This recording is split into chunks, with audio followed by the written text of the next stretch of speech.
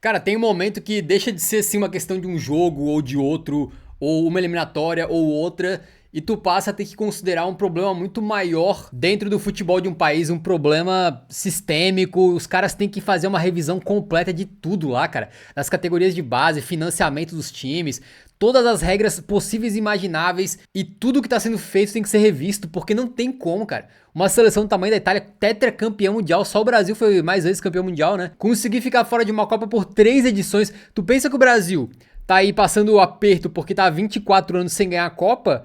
A Itália, se eles classificarem pra Copa de 2030, quando eles chegarem lá e jogar, eles vão ter ficado 16 anos sem pisar numa Copa do Mundo, cara.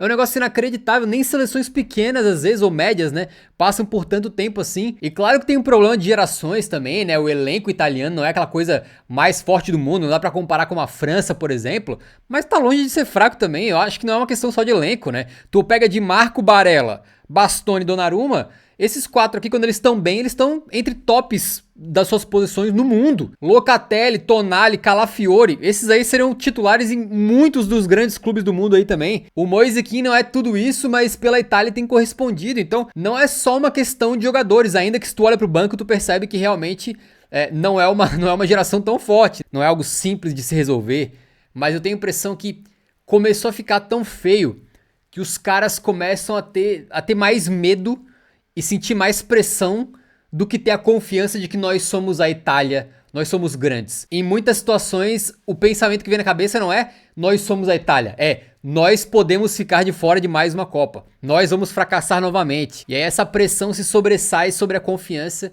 e os caras fazem uma pataquada como foi a de hoje, num jogo que não tava fácil, mas eles poderiam ganhar, né? E aí o Bastoni, coitado, o bicho não vai mais sair caminhando na Itália, né? Não vai mais conseguir caminhar na rua. Lembrando que esse jogo já começou com polêmica porque teve aquele vídeo dos jogadores da Itália meio que comemorando que a Bósnia eliminou o país de Gales, né? Eles queriam pegar a Bósnia. Eu acho que é uma polêmica um pouco exagerada, porque basicamente todo mundo tem preferência de um adversário ou de outro que quer enfrentar, né? Não é nada demais, na minha opinião. Não quer dizer que tu tá desrespeitando o outro adversário.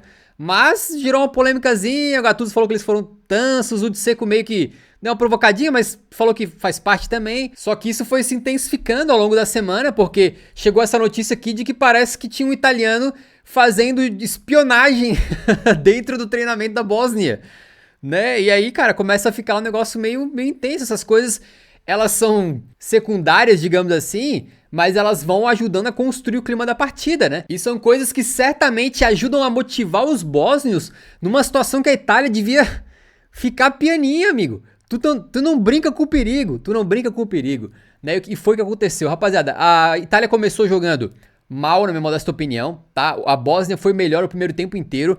Só que o goleirão da Bósnia, o Vasily, né? Ele acabou fazendo um erro grotesco aqui, que ele teria entrado pra história da seleção caso eles não tivessem classificado. Porque do nada, com a bola controlada, vem um chutão do Donnarumma, né? A bola tá com a zaga da nossa querida Bósnia aqui. O goleiro tá com ela inteiraça. Eu não sei se ele vai tentar fazer o passe pra esse camisa 5 que tá atrás de mim aqui, ó. Mas ele erra completamente, dá nos pés do Barella, amigo. Aí o Barella foi muito inteligente, né? Tocou rapidamente pro Moise Kean. E o Moise Kean de primeira, sem nem dominar, mandou na gaveta. Foi muito linda a finalização dele. 1-0, aqui parecia que poderia dar uma tranquilidade, porque eu lembro muito bem daquelas eliminatórias contra a Macedônia do Norte, que a Itália pressionava, o gol não saía, aí tu começava a se questionar, né? Tu começava a levantar, porra, será que a Itália vai cair? E caíram? Aqui quando saiu um gol cedo eu pensei, pô, isso aí é a tranquilidade que eles precisavam. Mas não foi assim, porque durante o primeiro tempo inteiro a Bósnia pressionou e jogou melhor que a Itália. Um time bastante bem treinado em comparação com os italianos, né? E que tava conseguindo criar muitas chances, não chances claríssimas, ninguém saiu na cara do Donnarumma pra fazer um gol, mas pô, toda hora os caras tentando chuveirinho e ganhando de cabeça. Toda hora os caras tentando um chute de fora da área e conseguindo levar algum perigo. Então a Bósnia tava tentando menos criar uma chance clara e mais criar várias chances pequenas pra ver se de repente uma entrava. E quase entrou, né? Teve essa aqui que o Donnarumma foi buscar, uma finalização ali do canto da área. Teve essa outra que foi uma bola levantada, que esse camisa 18 apareceu completamente livre pra cabecear, mas mandou mal, o Donnarumma acabou catando, né? Teve essa aqui que, mais pro final do primeiro tempo, já que é um levantamento no segundo pau, o cara dá uma casquinha, a bola passa perto do travessão. Então a Bósnia tava tentando. E os caras já mereciam empate no momento que acontece isso aqui. É importante ressaltar que a Bósnia já estava jogando melhor antes da expulsão do Bastoni, tá? A expulsão do Bastoni, na minha opinião, é incontestável. Ele foi muito tenso, porque o jogador vai sair na cara do gol e o Bastoni simplesmente faz uma falta grotesca que não tem nenhuma discussão, ele dá o carrinho, pega na perna de trás do camarada e adeus, vai pra rua. É vermelho pela seguinte situação, era uma chance clara e manifesta de gol e ele fez a falta, então é vermelho, não tem discussão. Se fosse dentro da área e fosse pênalti, aí o juiz daria só amarelo, porque ele teria interpretado que o carrinho foi porque o Bastoni tentou ir na bola, né, e errou. E aí tem essa regra que se fosse pênalti, daí toma só amarelo para não ter aquela famosa punição dupla, mas só nesse caso, né? Como foi fora da área, Bastoni pra rua. Amigo, é isso mesmo, não tenho o que discutir. Eu acho que ele se precipitou muito. Eu tendo um goleiro como o Donnarumma no meu gol, eu prefiro deixar o cara aí, até porque tem uma outra cobertura aqui, ó. Se o cara de repente demora um pouquinho pra chutar, chega alguém em cima dele pra atrapalhar já, do que dar um carrinho, né? Eu acho que ele se precipitou muito e é complicado pro Bastoni, porque ele tá numa situação em que ele já vinha sendo muito contestado e odiado por uma ala das pessoas na Itália por conta daquela simulação ridícula que ele fez num lance contra o Kalulu, num clássico contra a Juventus. Né, aquilo lá gerou um bafafá absurdo, tinha gente pedindo pro Bastoni não ser mais convocado puramente por uma questão moral, não técnica, né, mas ele foi pra seleção e agora meteu essa, então ele, que eu considero um jogadoraço absurdo, ele tá pra ir pro Barcelona, né, vamos ver se vai acontecer, se for, o Barça contratou um cara que é fantástico, assim, adoro ele, mas ele tá num momento complicado, né, isso aqui marca a carreira dele também. Dá pra dizer que essa eliminação, muitos vão jogar nas costas dele. Com certeza absoluta, né? Aí saiu o Reteg pra entrar o Gatti, né? O zagueiro pra recompor a zaga ali. E ainda no final do primeiro tempo a Bósnia tem mais uma chance em que a bola passa muito perto da trave, vai pro intervalo assim. O segundo tempo eu achei curioso porque a Itália conseguiu se fechar num 5-3-1. E na minha opinião defendeu muito melhor e causou mais problemas pra Bósnia do que quando eles estavam com 11 em campo, né? Então de certa maneira a Itália meio que melhorou, entre aspas, com 10, porque defendeu de forma mais sólida e também teve mais contra-ataques, tá? Então o segundo tempo da Itália, por incrível que pareça, pra mim foi melhor do que o primeiro tempo. Essa bola que vem, que foi uma que eu achei muito incrível, porque vem um cruzamento que o cara dá um peixinho, nossa, mas ele passa assim a centímetros da bola, cara. Quase que ele manda essa aqui pro gol. Com 50 minutos entre esse garotinho aqui, Alay Begovic, não conhecia, fiquei encantado com o futebol dele. O maluco tem 18 anos, jogou como gente grande, hoje chamando protagonismo. Fui olhar e realmente o guri é bom de bola, tá brilhando no Salzburg e já vai começar a temporada que vem jogando no Leverkusen, beleza? Aqui, cara, com 58 minutos eu tirei esse screenshot porque foi a primeira vez que a Itália chegou no ataque no segundo tempo, porém depois eles conseguem alguns bons ataques que poderiam ter feito gol, tá? Essa bola aqui do Kim é a melhor de todas, né? Ele consegue interceptar no meio campo, ele vence na velocidade, bota na frente, sai na cara do gol e chuta por cima. Se ele faz 2-0 aqui, cara, a Itália pode se fechar o máximo que desce ali com todo mundo atrás da bola, até o Gattuso entrava em campo. E possivelmente eles se classificavam, né? Mas ele errou e, assim, eu até passo um pouquinho de pano, porque se tu for ver o ângulo, a repetição por esse ângulo aqui, tu percebe que o campo, ele não tava bom, tá, pro jogo hoje, ele tá meio zoado. E a bola dá uma levantadinha na hora que ele vai chutar e ele acaba chutando por cima. Né, então lamentável pra ele aí que depois foi substituído. A Itália teve mais algumas chances também, tá? Começa aqui que o Barella bota pra trás e o Di Marco chega finalizando, ele finaliza muito mal. Tem mais uma também que vem uma jogada pela direita e o Esposito finaliza. Tinha que mandar no mínimo no gol, mas ele manda por cima do gol, né? E enquanto isso a Bósnia também criou as suas. Essa aqui é uma jogada que vem, acho que do próprio Alay Begovic, se eu não tô enganado, que ele manda pra um cidadão aqui que chuta no cantinho, o Donnarumma vai buscar. Mas a Itália, mesmo com um a menos, conseguiu atacar mais no segundo tempo, teve mais finalizações e mais chances boas de fazer gol do que no primeiro, por incrível que pareça, né? Até que saiu o gol da Bósnia, rapaziada, que parecia aquele lance assim de água mole em pedra dura, tanto bate até que fura, né? Vem o cruzamento do Dedic, o de Seco no alto dos seus 40 anos, ganha de cabeça, manda pro gol, o Donnarumma faz o que dava, mas a bola acaba ficando com o Tabakovic, que empurra pro gol vazio e faz 1-1 de forma muito justa, beleza, rapaziada? Nesse momento aqui a Bósnia já merecia, depois eles tiveram mais algumas chances ainda, como essa que o Donnarumma foi buscar, né? E chegou na prorrogação. É isso aqui, tá ligado? A Itália, todo mundo atrás da bola, continuaram defendendo, eles não tinham muito o que fazer, e eu também acho que botar o Esposito no lugar do Kim, não sei se foi a melhor das alternativas, porque o Kim, pelo menos, ele tem uma velocidade muito grande, né?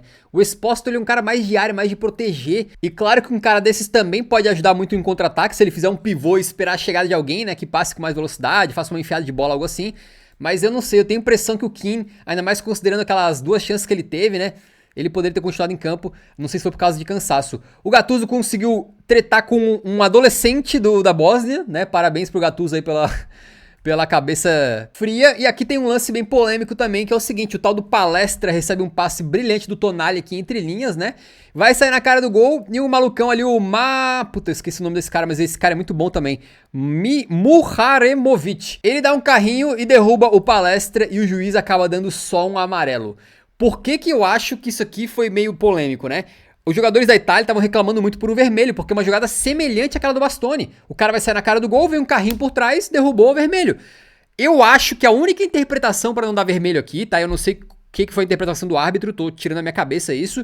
É que ele não considerou que era uma chance clara e manifesta de gol, porque tinha outro jogador da Bósnia colado no Palestra também. Tá? Então, ao contrário do lance do Bastoni, onde o cara ia sair livre, aqui tinha 2 jogadores da Bósnia e um dá um carrinho e aí tinha outro mesmo assim, né, pra completar o lance. Então, por isso que eu acredito que ele deu só amarelo, tá? Ainda no fim do primeiro tempo da prorrogação tem essa bola que vem da direita e o Expósito manda de cabeça o goleirão Vassili, faz uma baita defesa ali pra se redimir um pouquinho, né, do que tinha acontecido no primeiro tempo. E quando acabou o tempo extra, eu tinha pra mim que a Itália ia cair, cara. Muito porque eu tava achando que psicologicamente eles iam estar nessa assim de que, tipo assim, a gente é obrigado, entendeu? Pra Bósnia, é muito tranquilo chegar numa disputa de pênaltis dessa aqui, porque apesar de ter pressão, é óbvio, não tô falando que não tem pressão, mas pra eles é muito mais assim, cara, se a gente cair, pô, a gente fez o nosso melhor, ninguém vai nos julgar, né? E vão achar que a gente fez uma campanha linda.